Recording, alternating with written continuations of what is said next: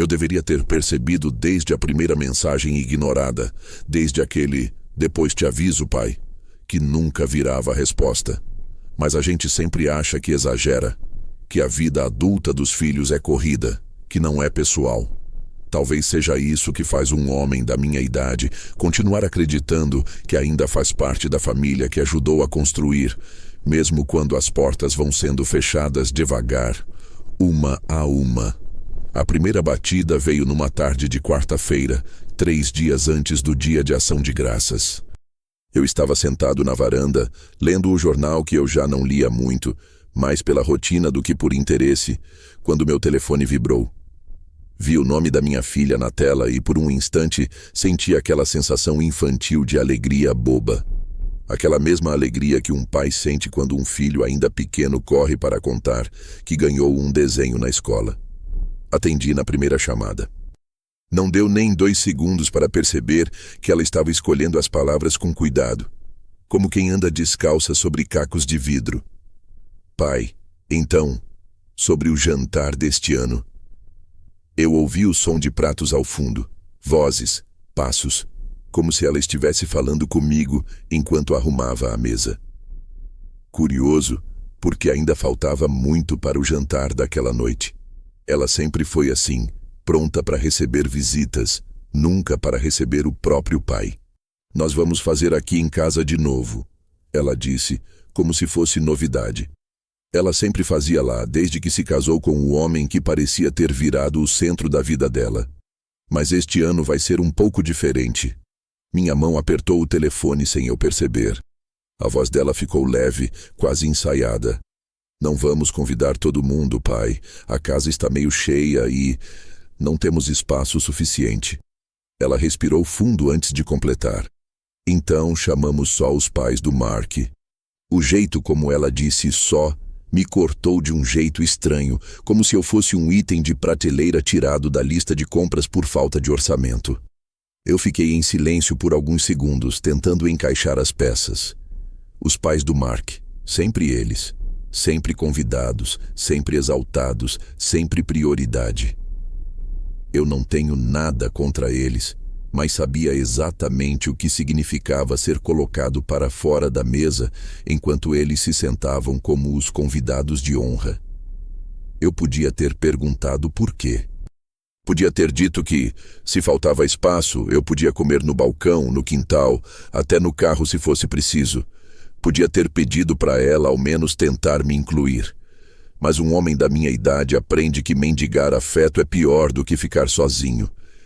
Então eu respirei fundo, com o barulho do jornal bagunçando no vento, e disse apenas: "Entendo." Ela pareceu aliviada. Talvez esperasse resistência. Talvez já tivesse criado respostas prontas para qualquer argumento meu. Mas não dei nenhum. Não iria facilitar para ela, mas também não iria implorar. "Mas pai, olha, você pode passar depois se quiser, quando as coisas acalmarem. A gente pode fazer um prato só para você. Um prato só para mim." Como se eu fosse um funcionário chegando atrasado ao expediente. Ou um estranho que aparece sem avisar. Eu poderia ter dito que não precisava. Poderia ter desligado e deixado para lá. Mas por motivos que nem eu entendi ainda, respondi: "Tudo bem, aproveitem. Eu me junto depois." Ela sorriu, deu um "ótimo, pai", cheio de alívio, e desligou. Fiquei ali sentado, olhando para o jardim que eu mesmo plantei, pensando na ironia de ter cultivado tanto e receber tão pouco de volta. Depois, caminhei até a cozinha, fiz café e deixei que o cheiro forte ocupasse o espaço vazio que a conversa tinha deixado. Era sempre assim. Minha filha avisando decisões prontas, sem espaço para mim, e eu fingindo que aceitava. Mas aquele dia não era como os outros. Porque pela primeira vez eu percebi uma coisa que talvez eu nunca tivesse tido coragem de ver. Ela não tinha esquecido de me convidar. Ela simplesmente não queria que eu estivesse lá. E isso, mais do que qualquer desculpa sobre espaço, foi o que começou a acender uma chama baixa, silenciosa, dentro do meu peito. Não era raiva, ainda não. Era outra coisa. algo mais frio, mais antigo. Algo que eu não nomeei na hora, mas que cresceria até se tornar a decisão que mudaria completamente aquele jantar e aquela família. Enquanto isso, tudo o que fiz foi terminar meu café e olhar para o relógio pendurado na cozinha, o mesmo que ela me deu no dia em que se mudou. Ele fazia um tic-tac firme, constante, quase arrogante, como se dissesse sem palavras que a hora da verdade estava se aproximando. Quando desliguei o telefone naquele fim de tarde, com aquela desculpa frágil ainda ecoando na minha cabeça, percebi que o silêncio da casa parecia maior do que qualquer ausência física. Era curioso como a solidão tinha o hábito de se infiltrar aos poucos nos espaços, ocupando cantos que antes pertenciam a risos, cheiros de comida, passos apressados e vozes familiares. Caminhei devagar pela sala, passando a mão pelos móveis que eu mesmo tinha escolhido anos antes, quando ainda acreditava que a vida seguiria um rumo diferente, que meus filhos cresceriam e formariam uma família que saberia equilibrar respeito com liberdade. Mas à medida que meus dedos deslizavam pela superfície polida da mesa, lembrei de tudo que me trouxe até ali. Cada renúncia, cada madrugada virada, cada decisão feita com mais coração do que razão. A primeira imagem que me veio foi da noite em que minha filha me ligou aos prantos, dizendo que ela e o marido haviam sido despejados do pequeno apartamento onde moravam. Ela chorava tanto que mal conseguia explicar o que tinha acontecido. E eu, mesmo cansado da semana inteira de trabalho, peguei o carro e dirigi 40 quilômetros na chuva para ajudá-los. Não questionei, não reclamei, não perguntei o que tinham feito para chegar naquele ponto. Só apareci. Levei comida. Paguei 2 semanas de hotel para que tivessem onde ficar e ainda garanti a entrada naquele que viria a se tornar o lar, onde ela agora me dizia não haver espaço. Esse mesmo lar cuja entrada eu banquei quase inteira, quando eles tinham apenas 1/3 do valor. Era eu quem tinha dado o valor inicial. Era meu nome que constava na documentação. Era minha confiança que havia assinado aquela hipoteca quando eles não tinham renda estável o suficiente para convencer o banco. Lembro também de quando meu genro perdeu o emprego pela 3ª vez em menos de 2 anos, e enquanto tentava me explicar pela linha telefônica que as coisas não estavam fáceis, eu já estava caminhando até o escritório para pegar o cheque com o valor exato das parcelas atrasadas. Não porque eles pediram, mas porque eu sabia que, quando se ama, não se espera a ferida abrir para começar a tratar. Me recordo de quando minha filha precisou fazer uma cirurgia urgente e eu, sem pensar 2 vezes, fiquei 1 mês inteiro dormindo no sofá do hospital, revezando com a mãe do genro, enquanto ele dizia que precisava trabalhar horas extras. Naquele período, eu segurava a mão dela nas madrugadas, ajeitava o travesseiro, chamava enfermeiros, buscava cobertores e a alimentava com paciência de monge. Hoje ela diz não ter espaço para mim, mas naquela época ela mal conseguia respirar sem que eu estivesse por perto. Cada passo que ela dava era uma releitura do que eu já tinha vivido por ela. Talvez o que mais tivesse me machucado naquela ligação recente fosse a naturalidade com que me excluiu, como se todos esses capítulos da vida tivessem sido apenas episódios de uma série que ela não assistia mais, arquivados na prateleira de coisas que não importam porque já passaram, como se o passado pudesse ser descartado como um eletrodoméstico velho quando a casa ganha um novo. Continuei caminhando pelo corredor e cada porta parecia contar uma parte da minha história. Uma porta guardava as lembranças de quando ela e o irmão eram pequenos e ficavam correndo pela casa, derrubando tudo pelo caminho. Outra guardava a memória do quarto onde eu ficava noites em claro, estudando para concursos que nunca vinha a prestar, mas que me mantinham acordado, porque o peso da responsabilidade não me deixava descansar. A porta do fundo que dava para o quintal era onde eles corriam com as roupas sujas, voltando do futebol ou das brincadeiras, e eu os recebia com broncas que sempre acabavam em risadas. Mas a porta que mais me prendeu a atenção naquele momento foi a porta do meu quarto. Ou melhor, o quarto que restou depois que a casa foi ficando grande demais para apenas um homem. Ali dentro, guardado numa caixa velha de fotografias, havia uma imagem que eu não via há muito tempo. Uma fotografia da minha filha, sentada nos meus ombros, segurando as mãos abertas como quem controla o voo, ainda pequena demais para entender que a vida mudaria rápido demais. Nessa foto, ela sorria para mim com a confiança plena de quem acredita que o pai é invencível. E talvez eu tenha acreditado nisso também por tempo demais, achando que eu sempre seria visto como aquele porto seguro, como aquela presença que sustentava tudo. Mas com o passar dos anos, um pai passa de colosso à sombra. A sombra que fica, que espera, que mantém a porta aberta. A sombra que não exige nada porque acha que tudo o que fez já está gravado no coração dos filhos. Só que sombras são fáceis de ignorar. A foto permaneceu entre meus dedos por alguns segundos. E quando a devolvi à caixa, percebi como aquele gesto simples me afetava profundamente. Eu não estava chateado pelo convite não ter vindo. Eu estava percebendo, talvez tarde demais, que eles não sabiam, ou haviam escolhido não saber, tudo o que eu tinha feito para que eles tivessem o que têm hoje.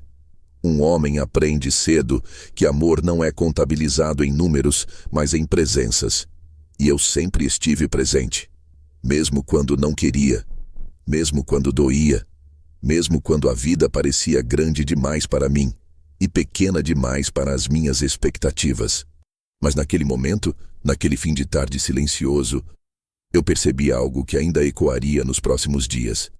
Minha filha tinha aprendido a receber sem aprender a reconhecer, a tomar sem aprender a devolver, a celebrar sem olhar para quem segurou o chão onde ela hoje pisa. E enquanto guardava a fotografia de volta na caixa, percebi que aquela desculpa sobre não ter espaço não era a primeira rachadura entre nós.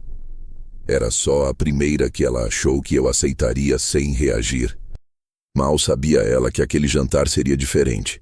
E que dessa vez eu também estava pronto para escrever meu próprio capítulo. Nos dias que antecederam aquele telefonema sobre o jantar, algo em mim começou a revisitar episódios que eu mesmo tinha varrido para debaixo do tapete, talvez por hábito, talvez por medo de enxergar o que sempre esteve diante dos meus olhos. Quando um filho começa a se afastar, ninguém anuncia isso em voz alta. O afastamento chega como pequenas rachaduras, quase invisíveis no começo, mas que com o tempo se tornam fendas tão profundas que atravessar de um lado a outro vira tarefa impossível. Lembro da primeira vez em que senti esse distanciamento. Minha filha havia prometido passar um sábado comigo e eu passei a manhã inteira preparando um almoço simples, daqueles que ela gostava quando era menina. O frango assado, a farofa com banana, o arroz feito no ponto que só eu sabia fazer. Era um costume nosso, algo que mantive mesmo depois que ela casou. Mas naquele dia, ela mandou uma mensagem às 11 da manhã, dizendo que tinha recebido um convite inesperado da sogra para um almoço em família e que seria chato recusar. Eu não respondi de imediato. Fiquei ali olhando para a mesa posta, meio ridícula diante do silêncio da casa. Quando finalmente escrevi dizendo, tudo bem, ela já estava postando fotos com a família do marido, rodeada de sorrisos e pratos decorados, como se aquele evento tivesse sido aguardado há semanas. Depois disso, começaram as visitas rápidas, daquelas em que ela não tirava a bolsa do ombro. Chegava, dizia que tinha pouco tempo, perguntava se eu precisava de algo, mas sem realmente esperar a resposta. A conversa nunca passava de 15 minutos. Sempre havia uma reunião, um compromisso, um churrasco, um aniversário do lado da família dele que ocupava o resto do dia. Eu me acostumei a vê-la mais pelo reflexo retrovisor do que pela porta de entrada. Meu filho, por outro lado, tentava manter uma proximidade maior. Ele era diferente, mais calado, mais observador, mais presente.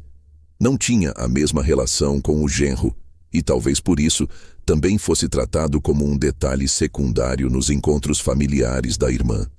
E foi justamente esse tratamento que acendeu o alerta dentro de mim. Certa vez, ela organizou um almoço de domingo. Disse que seria algo simples, sem formalidades. Quando perguntei se o irmão dela iria, ela sorriu, mas era um sorriso que já anunciava a resposta antes que a boca se mexesse. Ah, pai, você sabe como ele é. Sempre ocupado, sempre com essas manias dele. Mas naquela mesma noite, quando falei com ele, descobri que ele nem sequer soube do almoço. Ela não queria que ele fosse. E usou a minha falta de questionamento para reforçar o hábito de excluir quem não orbitava ao redor do marido dela. Aos poucos, percebi que as decisões sobre quem fazer parte da família dependiam menos do sangue e mais do teatro social que ela tentava manter ao redor. Uma vez, quando perguntei a razão de não convidarem o irmão para a ceia de Natal, ela respondeu que não queria clima estranho. Fiquei pensando no que era estranho. Um filho que trabalha demais e fala pouco, ou um marido que critica tudo e todos, mas sempre tem assento garantido na cabeceira? Eu observava tudo em silêncio, porque pais de certa idade aprendem que confrontos diretos raramente resolvem o que está apodrecendo de dentro para fora. Cada gesto dizia mais do que as palavras dela. O dia em que ela pediu que eu avisasse antes de aparecer na casa dela, mesmo que fosse só para deixar algo rápido. O dia em que ela esqueceu meu aniversário, mas postou por horas sobre o jantar especial feito para o pai do marido. O dia em que ela disse que trabalhava demais para me visitar, mas viajava 2 vezes por mês para eventos da família dele. Havia sempre um motivo, sempre uma explicação confortável, sempre um jeito de me colocar no perímetro da vida dela, nunca no centro. Mas o que realmente me fez entender que algo tinha mudado irreversivelmente aconteceu alguns meses antes do jantar. Ela me ligou pedindo para eu ajudá-la a pagar um conserto no carro, dizendo que estava sem condições naquele mês. Não era a primeira vez que eu ajudava, nem seria a última se ela precisasse. Transfiro o dinheiro, pensando que estava evitando um problema para ela. 2 semanas depois, encontro uma foto dela com o marido em um restaurante caro, comemorando pequenas conquistas, como ela escreveu na legenda.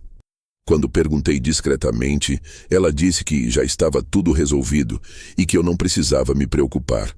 Eu não mencionei o dinheiro, não queria cobrar nada, mas senti que para ela eu tinha me tornado uma solução de emergência, não uma presença de afeto. E foi exatamente isso que começou a corroer algo dentro de mim, algo que eu não percebia porque insistia em achar justificativas para ela. Quando o convite do jantar falhou, e a desculpa do não há espaço suficiente veio com tanta naturalidade, todas essas lembranças começaram a se juntar como uma linha que, quando puxada, desfia um tecido inteiro. E o tecido da nossa relação já vinha se desfazendo há tempos. Eu só me recusava a olhar o fio puxado. Meu filho, que também ficou de fora do jantar, me ligou naquela noite para dizer que não fazia questão de ir. Mas eu percebi na voz dele uma dor semelhante à minha. Ele sempre foi tratado como figurante na narrativa que a irmã queria construir ao redor da própria vida.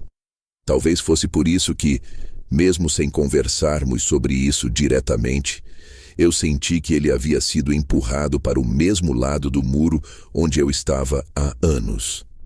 E no fundo, esse detalhe, o fato de ele também ter sido excluído, começou a acender não apenas o meu incômodo, mas algo que se aproximava perigosamente de um propósito. A filha que eu achava conhecer tinha formado ao redor de si uma bolha onde só entravam aqueles que reforçavam a imagem que ela queria sustentar. E naquele jantar que deveria ser sobre família, sobre origem, sobre raízes, ela escolheu cuidar mais do brilho social do que das próprias raízes que a sustentaram por uma vida inteira. Foi nesse momento, quando juntei todas essas pequenas memórias, que percebi que aquilo não era apenas um jantar. Era a confirmação de uma escolha. Uma escolha que ela vinha fazendo dia após dia, até que se tornasse impossível de ignorar. E foi também nesse momento que, pela primeira vez em muitos anos, comecei a pensar seriamente em responder à altura. Não com gritos, não com humilhações, mas com algo muito mais forte: a verdade. E a verdade, quando ignorada por tempo demais, sempre encontra um jeito de entrar pela porta certa. Bastava eu bater. Depois daquele telefonema frio em que minha filha comunicou, com a leveza de quem comenta a previsão do tempo, que não haveria espaço para mim no jantar de ação de graças, passei o resto da tarde sentado na mesma cadeira da varanda, observando as sombras se alongarem no chão, como se o dia estivesse tentando cobrir com silêncio aquilo que eu ainda precisava entender. Mas conforme o sol se punha, não era apenas a minha ausência que pesava. Era também a presença negada do meu filho. A exclusão dele, talvez até mais do que a minha, revelou de maneira cruel o que estava realmente acontecendo. Minha filha sempre teve um jeito particular de definir prioridades, mas nos últimos anos esse jeito deixou de ser apenas seletivo e passou a ser calculado. A cada reunião, a cada celebração, a cada pequeno evento, surgia uma explicação conveniente. O irmão estava ocupado, estava distante, estava na dele. O que ela nunca dizia é que raramente lhe dava espaço para estar perto. Foi conversando com ele naquela mesma noite que percebi o quanto ela vinha reescrevendo a dinâmica da própria família, ajustando as presenças conforme a narrativa que queria apresentar aos outros. Ele me disse com a voz baixa, como alguém que já está acostumado a engolir desapontamentos, que não tinha recebido nenhum convite. Eu perguntei se isso o chateava, e ele respondeu que não, que estava acostumado. Mas o silêncio que veio depois denunciou o contrário. Ele sempre foi reservado, nunca fez questão de competir por atenção, nunca tentou provar nada para ninguém. E talvez por isso tenha sido tão fácil para ela deixá-lo de lado, assim como fazia comigo agora. Não era só uma lista reduzida por falta de espaço, era uma escolha consciente. Uma escolha reveladora.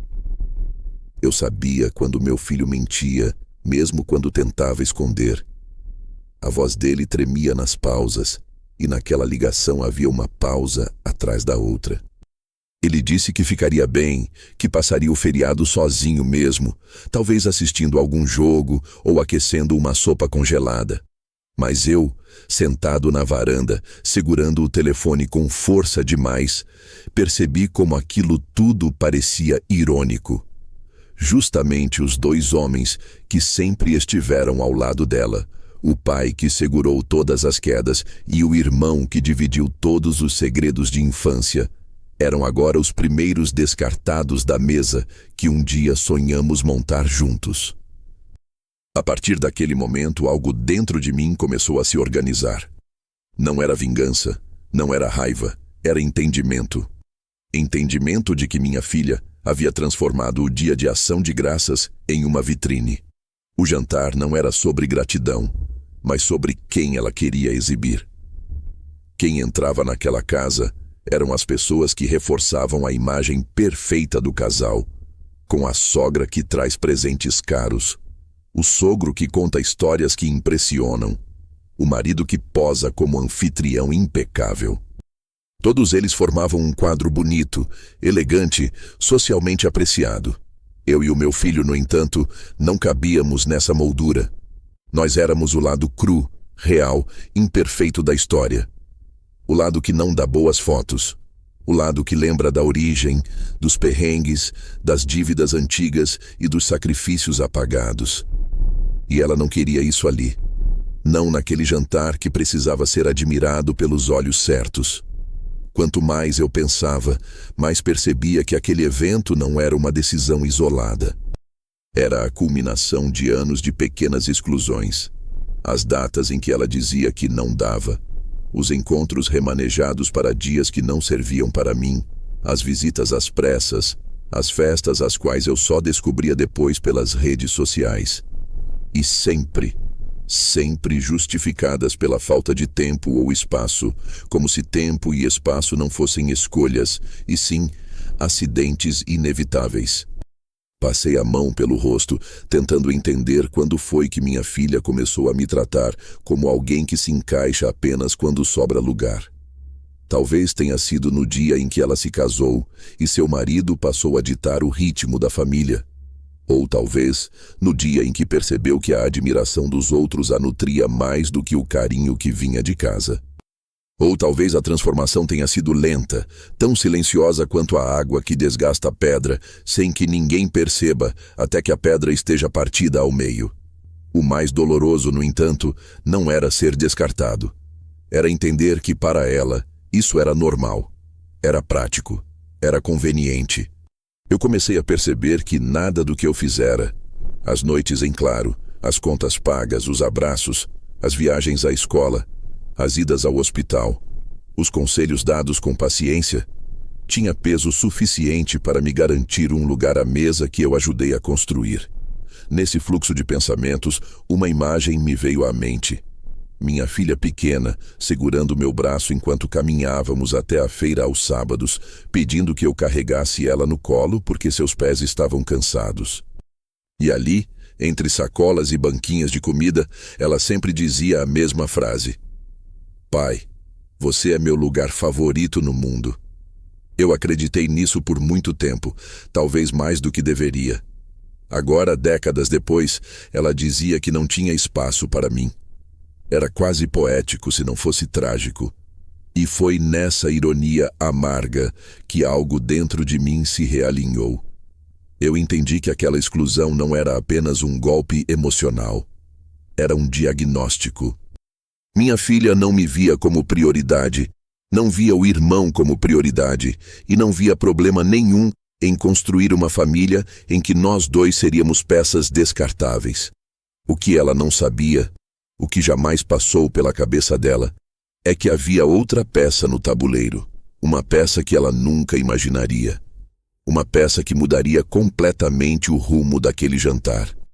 E enquanto ela se preparava para o evento perfeito, enquanto a mesa era posta apenas para aqueles que reforçavam a imagem desejada, eu já sabia que não entraria naquela casa como alguém que implora espaço. Eu entraria com a verdade, e com alguém que faria todos lembrarem quem realmente construiu aquele lar. Na manhã seguinte, acordei mais cedo do que de costume.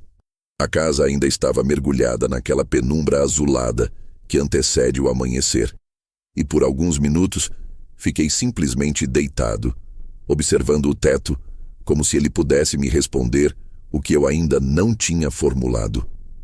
Não havia raiva em mim, não havia pressa. Havia apenas clareza. Uma clareza que vinha crescendo lentamente desde o instante em que minha filha pronunciou aquelas palavras afiadas como um corte. Não temos espaço suficiente. Era estranho como a mente de um homem da minha idade funcionava. Quando eu era novo, qualquer contrariedade acendia um incêndio dentro de mim. Agora, era o contrário. O fogo se transformava em gelo. Um gelo que me permitia enxergar tudo com precisão cirúrgica. E com essa precisão veio a primeira decisão que tomei em muitos anos sem hesitar. Eu apareceria no jantar. Não como um pai magoado, não como um velho pedindo lugar, mas como alguém que finalmente cansou de ser tratado como um visitante na própria história. Levantei da cama devagar. Coloquei a chaleira no fogo e deixei o som da água borbulhando preencher o silêncio. Enquanto preparava o café, minha mente, quase por conta própria, começou a traçar as linhas de um plano. Eu sabia que se fosse até lá movido apenas por emoção, ela me trataria como sempre tratou, com aquela paciência distante, com um sorriso que mais parecia uma porta sendo fechada devagar. Mas se eu fosse com a frieza que a situação pedia, com uma verdade que ela não tinha previsto, então tudo mudaria. Tomei o café com calma, sentado na mesma cadeira da varanda onde recebi o telefonema. O ar estava frio, cortante, mas me mantive ali, observando o mundo despertar enquanto a minha própria decisão ganhava forma. E foi olhando aquele céu cinza que me lembrei de uma pessoa. Uma pessoa que não fazia parte do círculo social da minha filha, que não aparecia em fotos ao lado do genro, que não frequentava jantares e que há muitos anos havia dito uma frase que voltaria a ressoar exatamente naquela manhã. Se um dia sua filha esquecer quem você é, não se preocupe, eu saberei lembrar. Levou alguns segundos até eu me dar conta do alcance daquela lembrança. Ele era o único que poderia entrar naquela casa e virar tudo de cabeça para baixo sem levantar a voz. Alguém que minha filha respeitava, não porque queria, mas porque não tinha alternativa. Alguém cuja presença faria o marido dela descer imediatamente da postura arrogante que sempre adotava quando falava comigo. Levantei da cadeira, peguei o telefone e fiquei encarando a tela por um longo minuto antes de discar. As coisas que importam na vida raramente são ditas de primeira. Às vezes, é preciso atravessar o silêncio para chegar até elas. Quando a ligação finalmente chamou, senti uma pontada no peito, como se estivesse trazendo de volta um capítulo que tinha ficado guardado por anos demais. Ele atendeu na terceira chamada. A voz, firme apesar da idade, não mudou muito desde a última vez que nos vimos. Faz tempo, ele disse. E eu respondi que sim, que fazia. Não houve necessidade de explicações longas. Bastou eu mencionar o jantar, a exclusão, o não temos espaço suficiente, o fato de que minha filha tinha reescrito a família para caber apenas no mundo que ela queria mostrar aos outros. Do outro lado da linha, ouvi apenas um silêncio pensado, daqueles que precedem decisões importantes. Quando terminei de falar, ele perguntou quando seria. Eu disse o horário. Ele respirou fundo. Eu vou. E acrescentou algo que me fez sentir como se estivesse dando um nó definitivo em uma corda que vinha se soltando há anos. Já passou da hora de ela aprender quem realmente sustentou essa família. Desliguei a ligação com uma tranquilidade que eu não esperava sentir. Não era sobre vingança. Era sobre equilíbrio. Era sobre mostrar para minha filha e para aquele marido cheio de opiniões que a verdade não precisa ser gritada para ser reconhecida. Às vezes basta que ela seja dita pela pessoa certa. Passei o resto do dia caminhando pela casa, tocando em objetos que carregavam pedaços de histórias que ela parecia ter esquecido. A poltrona que consertei 3 vezes porque ela adorava dormir nela quando era pequena. O relógio que comprei quando ela passou no vestibular. As marcas na parede da cozinha, onde medimos sua altura ano após ano. E o mais irônico de tudo, a chave reserva da casa onde ela estava prestes a me negar entrada. Sim, eu ainda tinha uma cópia. Não porque quisesse usá-la, mas porque quando dei o dinheiro para a entrada da casa, ela mesma me entregou a chave como símbolo de confiança. Aqui é sua casa também, pai, ela disse naquele dia. Eu era o único que ainda lembrava dessas palavras. A chave, porém, não fez parte do meu plano. Eu não precisava usá-la. O que eu precisava era bater na porta e esperar que alguém, do outro lado, tivesse coragem de abri-la. No fim da tarde, saí para comprar uma camisa nova. Não queria parecer deslocado no jantar. Queria parecer presente. Queria parecer alguém que se recusa a desaparecer da própria família. A moça da loja me disse que a cor azul marinho combinava com o meu tom de pele. Eu sorri, agradeci e comprei sem negociar. Enquanto caminhava de volta para casa com a sacola na mão, percebi que não sentia medo. Sentia propósito. E propósito, quando amadurece dentro de um homem que passou a vida inteira sendo subestimado, é uma força tão poderosa que ninguém consegue medir. Ao chegar em casa, coloquei a camisa no espelho, ajustei o colarinho e imaginei o momento. Eles sentados à mesa, brindando a família perfeita. As risadas, as fotos, os elogios falsos. E então, a batida na porta. Primeiro a minha, depois a dele. Eu sabia que minha presença traria desconforto, mas a dele traria joelhos ao chão. E enquanto a noite caía, senti que o plano estava pronto. Eu não precisava de mais nada, apenas esperar o jantar, esperar o momento certo, esperar bater e fazer minha filha finalmente entender que espaço não se toma, se conquista. E que aquele jantar que ela pensava controlar estava prestes a se transformar no ponto de virada da história que ela tentou reescrever sem mim.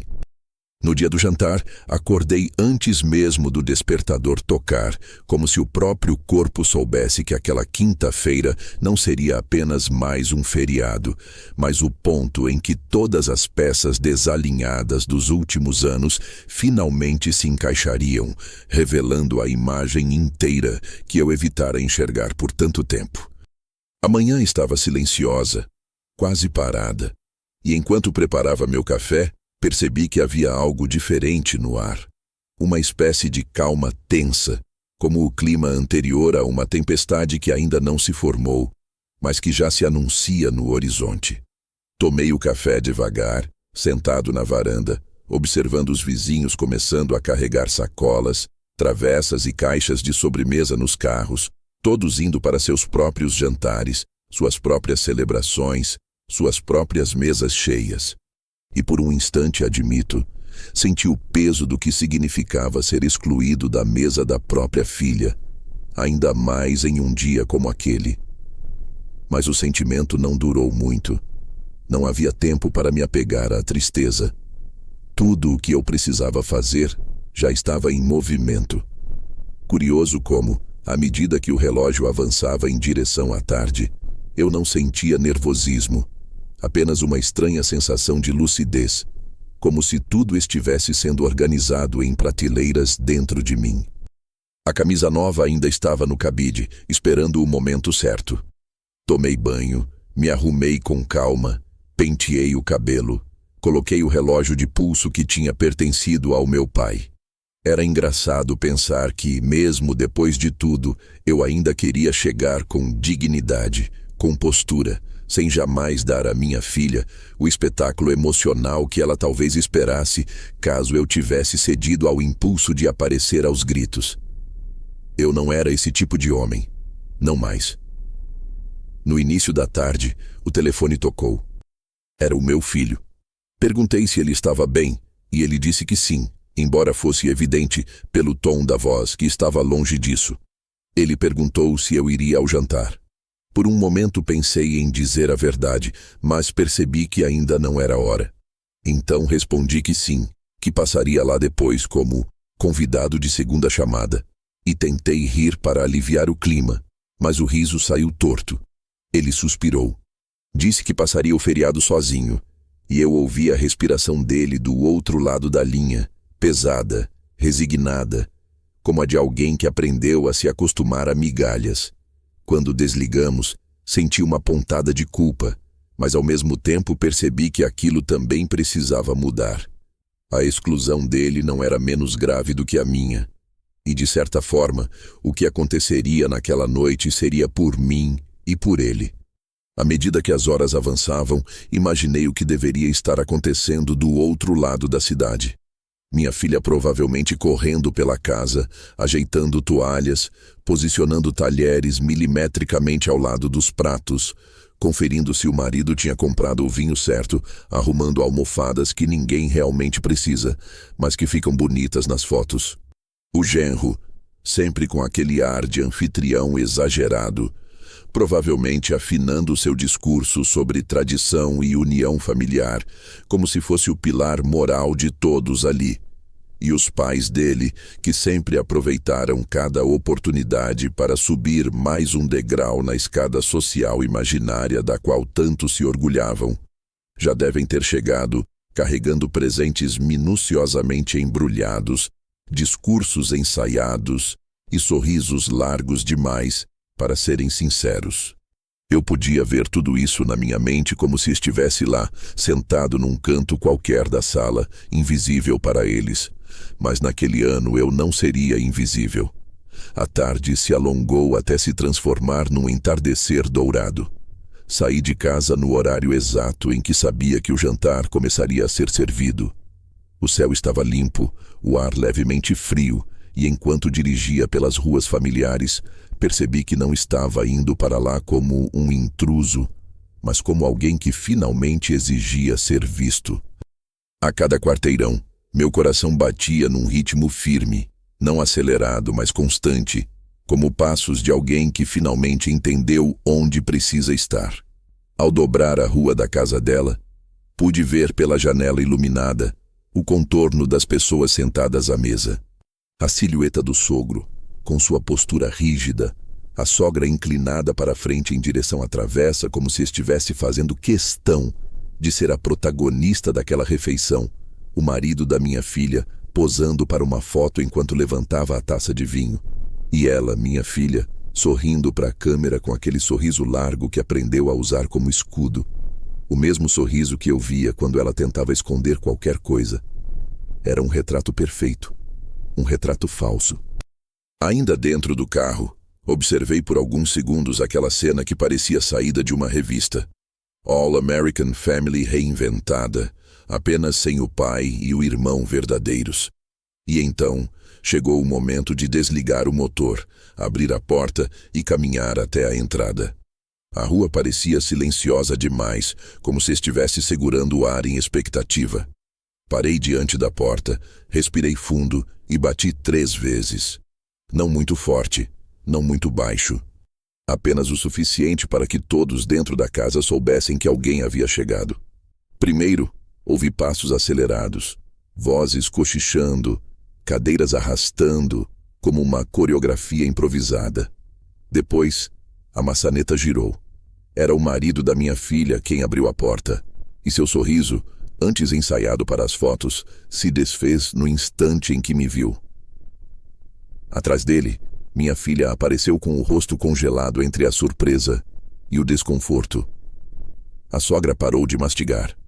O sogro apertou a taça com força, e eu fiquei ali, parado na porta, observando cada reação como se estivesse diante de um palco que finalmente revelava a verdade sobre o elenco. A harmonia do jantar se estilhaçou no primeiro segundo em que meus olhos encontraram os dela. E naquele instante, antes mesmo de eu dizer qualquer palavra, eu soube. Eles não estavam preparados. Não para mim. E definitivamente não para o que viria junto comigo. Fiquei parado no batente da porta, como se o ar ali fosse mais denso do que o resto do mundo. E por um breve segundo, tive a sensação de que todo aquele jantar, com seus talheres brilhando, suas taças erguidas e seus sorrisos artificiais, tinha congelado no tempo. O marido da minha filha ainda segurava a maçaneta com a mão rígida, como se não soubesse se devia abrir mais a porta ou fechá-la de uma vez. E o sorriso que costumava parecer tão seguro nos eventos sociais, agora tremia nas bordas, denunciando que aquela não era uma visita bem-vinda. Minha filha, atrás dele, parecia menor do que eu lembrava. Os olhos arregalados como se tentasse encaixar a minha presença na narrativa, cuidadosamente montada para aquela noite. Ela não esperava que eu aparecesse. Não esperava que eu simplesmente batesse na porta como qualquer pessoa que acredita que tem o direito de ser recebida. E a verdade é que eu tinha, talvez mais do que qualquer um ali dentro. A sala estava iluminada demais, o tipo de iluminação que revela as cores vivas das louças, das flores e das roupas escolhidas para impressionar.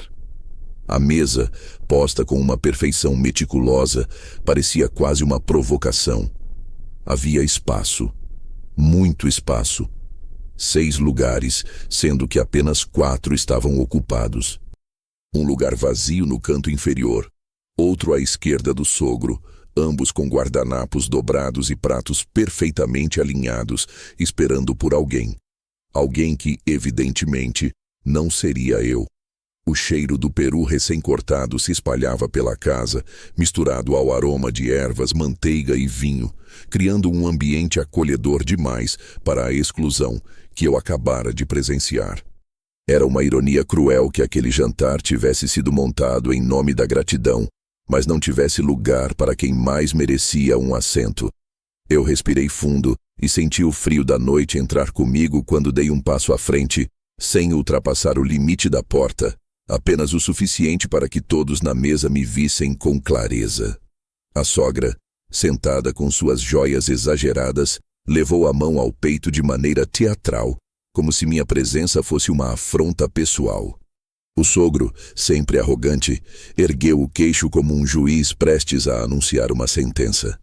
Era a primeira vez que eu os via tão desconfortáveis, e estranhamente isso me trouxe uma paz silenciosa, como se finalmente estivessem sentindo um fragmento daquilo que eu carreguei por anos. Minha filha deu um passo em minha direção, hesitante, tensa, como se quisesse evitar um escândalo. Pai, o que você está fazendo aqui?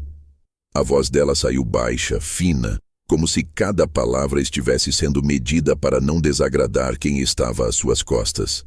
Era o mesmo tom que ela usava para pedir desculpas a estranhos, nunca para falar comigo. E naquele instante eu percebi com uma clareza tão cortante que quase doeu. Ela não estava perguntando por que não sabia.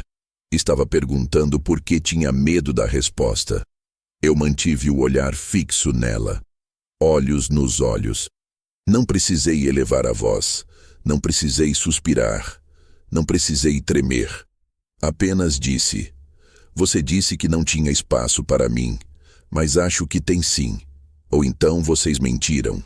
As palavras, ditas com calma, romperam a falsa harmonia como um prato caindo no chão de mármore. O genro engoliu seco, seus olhos tremendo levemente, e mesmo sem querer demonstrar, eu percebi o desconforto atravessando seu corpo. Ele tentou sorrir, tentou recuperar o controle da situação dizendo algo como: olha, não é bem assim nós. Mas eu o interrompi levantando a mão, não de forma agressiva, mas com uma autoridade que eu mesmo tinha esquecido que possuía. A sogra, com seu ar melodramático, resolveu interferir. Acho que houve um equívoco, disse, como se fosse mediadora de um conflito diplomático. Seu lugar não estava confirmado então. E então eu vi minha filha lançar-lhe um olhar de súplica, como se pedisse que ela não piorasse tudo. Mas era tarde, porque bastou a sogra abrir a boca para eu compreender que o problema ali era profundamente maior do que eu imaginava. Minha filha, então, tentou disfarçar a vergonha com uma justificativa fraca. Pai, o que eu quis dizer foi que... bom, não seria confortável. A mesa está cheia. Achei que seria melhor para você vir depois. Ela pronunciou com um tom ensaiado, mas ali, diante de mim, nada soava convincente. A verdade estava estampada em seus olhos. Minha presença não se encaixava na imagem que ela queria construir naquela noite. A imagem do feriado perfeito, com as pessoas certas. Antes que eu pudesse responder, o marido dela tentou recuperar a pose de anfitrião. Se quiser entrar, podemos arrumar um lugar improvisado, talvez montar uma mesa pequena perto da cozinha. Ele disse isso como se estivesse oferecendo uma solução generosa, mas tudo que ouvi foi uma proposta humilhante. Comer sozinho, separado, relegado ao canto como um convidado acidental. E talvez tenha sido justamente essa frase, mesa pequena perto da cozinha, que acendeu dentro de mim a certeza absoluta do que eu faria em seguida. Eu dei um passo atrás, permitindo que o ar frio invadisse a porta aberta, e disse calmamente: não precisa improvisar nada. Minha filha franziu o senho confusa, acreditando por um instante que eu desistiria. Mas então completei: eu só vim avisar que vou me juntar a vocês, mas não sozinho. Quando disse isso, notei a forma como todos se tensionaram ao mesmo tempo. O sogro apertou a taça com tanta força que parecia prestes a quebrá-la. A sogra ajeitou o colar, desconfortável. Minha filha empalideceu. Eles não entenderam imediatamente, mas entenderiam. Eu então me virei de lado, abrindo espaço na porta. E foi aí que a verdadeira inquietação tomou forma nos rostos deles. Porque meus olhos não estavam mais fixos na sala, e sim em algo, ou alguém, atrás de mim. E antes que qualquer um pudesse perguntar, antes que minha filha respirasse fundo para pronunciar mais uma justificativa, mais uma desculpa, Mais uma tentativa de evitar o inevitável. Eu disse apenas: ele já está chegando. E o silêncio que caiu naquela sala valeu por todos os silêncios que eu engoli durante anos. Quando eu disse que não estava sozinho, a atmosfera da casa mudou de forma tão abrupta que parecia que a temperatura havia caído alguns graus. Minha filha deu um passo para trás, como se a simples ideia de outra pessoa estar comigo fosse uma ameaça direta ao equilíbrio frágil que ela tentava manter ali dentro. O marido dela, ainda segurando a maçaneta, largou a porta sem perceber, deixando-a entreaberta, como se estivesse dividido entre correr para dentro ou impedir que eu entrasse. A sogra abriu os olhos como quem espera um escândalo. O sogro se remexeu na cadeira, desconfortável, mas tentando manter a postura de quem acredita ter domínio sobre qualquer situação. Eles esperavam muitas coisas de mim naquela noite. Que eu chegasse pedindo desculpas por aparecer sem aviso. Que eu aceitasse um prato improvisado perto da cozinha. Que eu me conformasse com a ideia de ser um peso que precisava ser encaixado às pressas. Mas o que eles não esperavam, nem poderiam, era ver um homem que eles passaram anos subestimando assumir o controle, com uma serenidade tão firme que não precisava de tom agressivo, apenas da verdade pronunciada no momento certo. Minha filha olhou para o corredor como se tentasse identificar quem estava vindo atrás de mim, mas não viu ninguém. Talvez tenha imaginado meu filho, talvez outro parente distante, talvez até algum vizinho que pudesse testemunhar a vergonha que ela tentava esconder. Mas o silêncio prolongado deixou claro que minha presença ali já era uma afronta grande o suficiente. Eu segurei a porta com a mão, empurrando levemente para abri-la mais um pouco. Não entrei. Não queria entrar. Aquela casa, naquela noite, não era meu lugar. E eu sabia disso melhor do que qualquer um ali.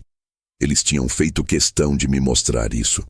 Então ajeitei a gola da minha camisa nova, respirei fundo e dei o golpe final, não porque queria feri-los, mas porque era a primeira vez, em muitos anos, que eu falava sem medo de perder o que achava que ainda tinha. Vocês disseram que não havia espaço. Comecei num tom tão calmo que parecia contradizer o peso das palavras. Disseram que a mesa estava cheia, que a casa estava apertada, que não tinha lugar para mim. Minha filha tocou o próprio pescoço nervosa, sem saber o que responder. O marido dela tentou disfarçar a tensão com um sorriso, mas sua boca tremia. A sogra olhava para todos como se tentasse localizar a melhor posição para se reorganizar no centro do drama.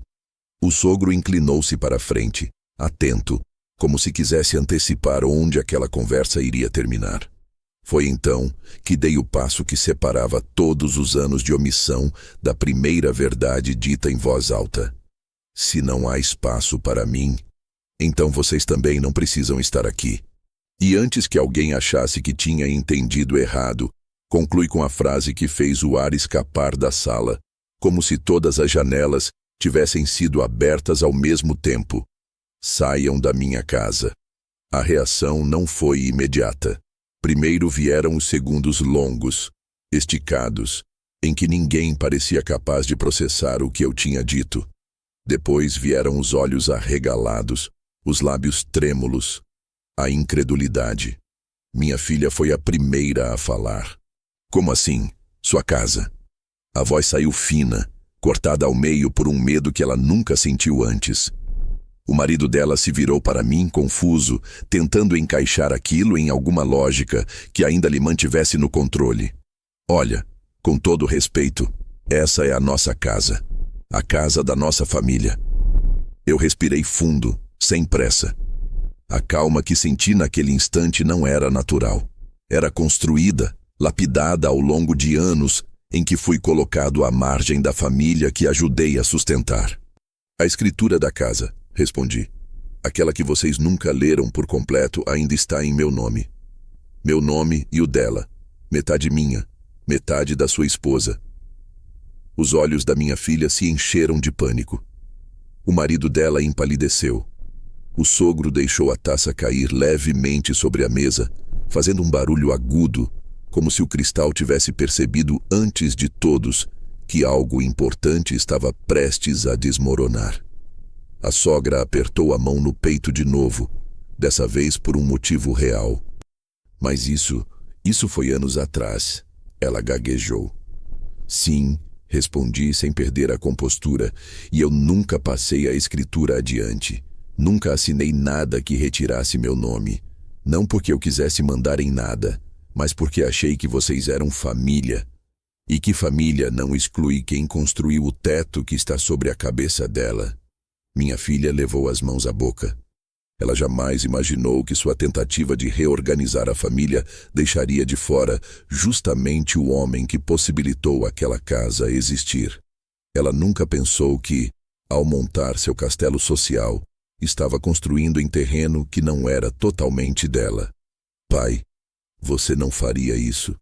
Não num dia como hoje. Ela murmurou, mas sua voz não tinha força. O marido dela, percebendo finalmente a gravidade do que estava acontecendo, tentou recuperar o controle da conversa. Ok, vamos conversar com calma. Não há necessidade de exageros. Não estamos expulsando ninguém. Vocês já expulsaram. Interrompi, com a firmeza que ele nunca imaginou ouvir de mim. Só não tiveram coragem de dizer com todas as letras. Usaram desculpas educadas, frases prontas, sorrisos curtos, mas o recado estava ali. Não havia espaço para mim, e já que não há espaço para mim, não há espaço para ninguém. A sala inteira ficou quieta, como se ninguém respirasse.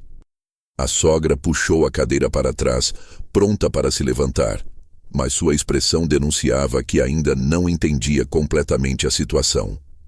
O sogro franziu a testa, finalmente percebendo que aquilo não era apenas um desentendimento familiar, mas uma questão legal. A mesa, tão perfeitamente arrumada, perdeu todo o brilho num único segundo. Minha filha começou a chorar, não como a mulher adulta que tenta manter controle, mas como a criança que um dia acreditou que eu seria seu porto seguro para sempre. E talvez eu tivesse sido, se ela não tivesse me empurrado para longe tantas vezes. Foi então que o silêncio foi quebrado por algo que fez todos olharem para a porta atrás de mim. Um som firme, compassado. Passos lentos, mas seguros. Passos de alguém que tinha autoridade suficiente para transformar aquele momento em algo ainda maior. Eu me virei apenas o suficiente para vê-lo se aproximar. A silhueta ereta, o rosto parcialmente iluminado pelo reflexo quente da casa. E antes que qualquer um ali pudesse se recompor, a voz dele ecoou pela sala com a calma implacável de quem fala e tem certeza de que será obedecido. Os passos que ecoavam atrás de mim tinham um peso diferente, um som que preenchia o corredor de um jeito que nenhuma presença comum teria conseguido. Não eram passos apressados nem hesitantes, eram lentos, constantes e carregavam consigo uma autoridade silenciosa que fazia o ar vibrar antes mesmo que ele cruzasse a porta. A sala, que segundos antes fervia em tensão, agora parecia suspensa no ar, como se todos instintivamente soubessem que algo maior que o próprio conflito estava prestes a entrar. Minha filha, com o rosto ainda molhado de lágrimas, ergueu os olhos na direção da porta e seu corpo ficou rígido, como se tivesse visto um fantasma. O marido dela, que até então tentava sustentar uma postura de controle, empalideceu de um jeito quase dramático, como se subitamente tivesse percebido que aquilo não era mais apenas um problema familiar, mas um problema que ultrapassava completamente sua capacidade de administrar o próprio ambiente. A sogra levou a mão ao colar de pérolas, não para ajeitá-lo dessa vez, mas para se agarrar a ele como se fosse um amuleto. O sogro, que até ali mantinha a compostura arrogante de quem se considera a voz da razão em qualquer circunstância, inclinou-se na cadeira, com os lábios entreabertos, sem ter certeza se deveria se levantar ou permanecer sentado. Eu vi tudo isso enquanto me virava lentamente, e a imagem que surgiu da sombra do corredor foi, ao mesmo tempo, familiar e transformadora. Ele estava mais velho, claro, mas ainda carregava a imponência que sempre o diferenciou dos outros. Ombros largos apesar da idade, a postura reta de quem nunca se permitiu encolher para caber em lugar nenhum, o olhar firme que não precisava de grosseria para se impor. Era o tipo de homem cuja presença fazia qualquer ambiente se ajustar ao redor dele. O tipo de homem que não precisava levantar a voz para ser ouvido. O tipo de homem que, para minha filha e seu marido, representava algo que eles jamais souberam enfrentar. Respeito verdadeiro. Quando ele finalmente parou ao meu lado, senti a energia da sala mudar, não pela minha presença, que já tinha rompido a harmonia falsa dali, mas pela maneira como todos se curvaram, interna e involuntariamente, diante da figura dele. Minha filha levou alguns segundos para recobrar o fôlego e conseguir falar. Vi você, mas como? As palavras se atropelaram antes mesmo de serem completadas. Ela sabia quem ele era, sabia o que representava, sabia que sua presença ali não era um mero detalhe, era um terremoto. Ele olhou para ela com a mesma expressão que costumava usar, quando enxergava além das aparências, como se pudesse ver não só quem ela era, mas o que ela vinha se tornando. O olhar dele não era de raiva, nem de decepção explícita. Era muito pior. Era de avaliação. Um olhar que pesava, que media, que julgava sem dizer uma palavra. Foi então que o genro tentou se recompor, limpando a garganta e dando um passo à frente, como se quisesse tomar de volta o papel de anfitrião. Boa noite, disse ele, forçando um sorriso que morreu nos lábios antes mesmo de existir de verdade. Seja bem-vindo, mas não sabíamos que viria. Este é um jantar íntimo, só para a família próxima. O homem ao meu lado virou-se para ele com uma lentidão calculada, o tipo de movimento que não precisava de pressa, porque a autoridade já vinha antes da palavra. Quando falou, sua voz preencheu a sala inteira, firme, profunda, calma, mas com peso suficiente para fazer cada pessoa ali endireitar a postura, como se obedecessem a um comando invisível. Por isso mesmo estou aqui, ele disse. O genro engoliu seco.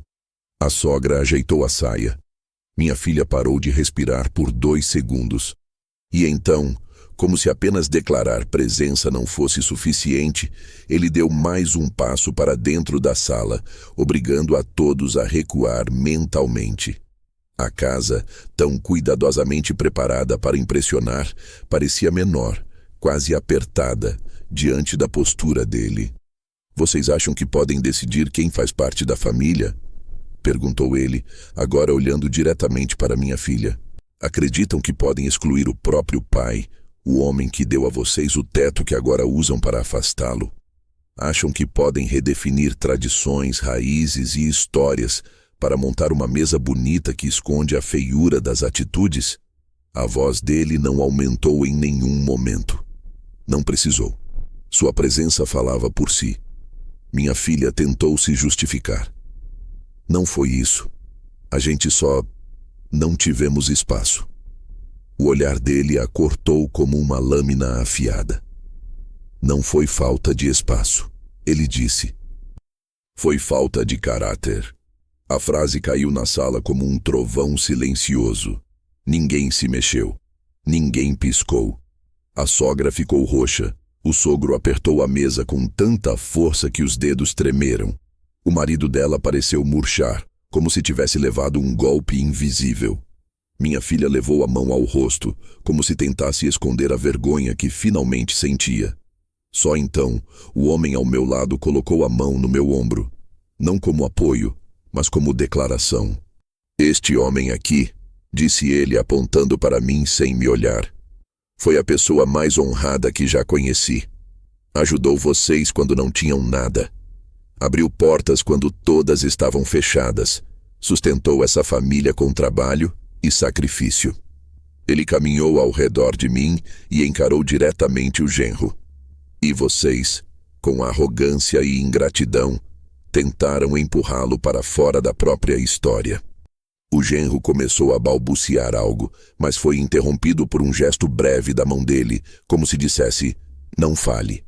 Então veio a frase que fez o chão tremer, não metaforicamente, mas como se realmente algo tivesse se partido sob nossos pés. Enquanto o nome dele estiver na escritura desta casa, ele declarou, olhando cada um nos olhos, ele decide quem entra e quem sai. E eu digo, em nome dele. A pausa foi longa o suficiente para que todos ali se curvassem emocionalmente antes mesmo da sentença. Que esta casa não é digna de vocês. Minha filha, o marido dela, a sogra e o sogro ficaram paralisados, como se a gravidade tivesse mudado. Ele então se virou para mim e assentiu, como quem dá permissão para que eu finalize o que comecei. Uma permissão que eu nem sabia que ainda precisava. E naquele instante, percebi que aquela casa construída com meu suor, meu dinheiro e minhas memórias, finalmente me pertencia de novo. Não pelas paredes, não pelo documento, mas pela verdade. Uma verdade que tinha acabado de entrar pela porta e colocado todos ali de joelhos por dentro, mesmo que ainda não tivessem dobrado fisicamente. E então veio o momento em que tudo mudaria de vez. O silêncio que tomou a sala depois das palavras dele não era apenas o silêncio comum de quem não sabe o que dizer. Era o tipo de silêncio que pesa nos ombros, que preenche o ar com uma gravidade antiga, um silêncio que denuncia que algo maior que todos ali havia acabado de acontecer. Minha filha estava parada como uma estátua, os olhos arregalados, a respiração curta, incapaz de articular qualquer palavra que pudesse remendar o estrago que ela mesma tinha provocado. O marido dela tentava manter a postura, mas seu rosto denunciava uma mistura de medo e incredulidade que ele não conseguia esconder.